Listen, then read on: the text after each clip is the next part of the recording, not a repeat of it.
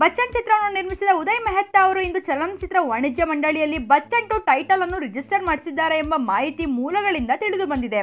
ಚಿತ್ರದಲ್ಲಿ ಯಾರು ನಾಯಕರಾಗುತ್ತಾರೆ, ಯಾರು ಈ ಚಿತ್ರವನ್ನು ನಿರ್ದೇಶಿಸುತ್ತಾರೆ ಎಂಬ ವಿಷಯಗಳು ಇನ್ನೂ ತಿಳಿದು ಬಂದಿಲ್ಲ. ಶಶಾಂಕ್ ಅವರ ಡೈರೆಕ್ಷನ್ ನಲ್ಲಿ ಅಭಿನಯ ಚಕ್ರವರ್ತಿ ಕಿಚ್ಚ ಸುದೀಪ್ ಅವರು ನಟಿಸಿದ ಬಚ್ಚನ್ ಚಿತ್ರವು 2013ರಲ್ಲಿ ತೆರೆ ಕಂಡು ಸೂಪರ್ ಹಿಟ್ ಎನಿಸಿಕೊಂಡಿತ್ತು. ಇದೀಗ ಬಚ್ಚನ್ 2 ಟೈಟಲ್ ರಿಜಿಸ್ಟರ್ ಮಾಡಿಸಿರುವ ಉದಯ್ ಮೆಹ್ತಾ ಅವರು ಮತ್ತೆ ಶಶಾಂಕ್ ಮತ್ತು ಸುದೀಪ್ ಅವರ ಕಾಂಬಿನೇಷನ್ ಇಟ್ಕೊಂಡೇ ಸಿನಿಮಾ ಮಾಡ್ತಾರಾ ಅಥವಾ ಹೊಸ ತಂಡದೊಂದಿಗೆ ಕೈ ಜೋಡಿಸ್ತಾರಾ ಅನ್ನೋದು ಕಾದ್ ನೋಡ್ಬೇಕು. ಸುದ್ದಿ ಇಷ್ಟ ಆಗಿದ್ದಲ್ಲಿ ಲೈಕ್ ಮಾಡಿ, ಕಮೆಂಟ್ ಮಾಡಿ, ಶೇರ್ ಮಾಡಿ ಮತ್ತು ಸಾಕಷ್ಟು ಅಪ್ಡೇಟ್ಸ್ಗಳಿಗಾಗಿ ನಮ್ಮ KFIಗೆ ಸಬ್ಸ್ಕ್ರೈಬ್ ಮಾಡಿ.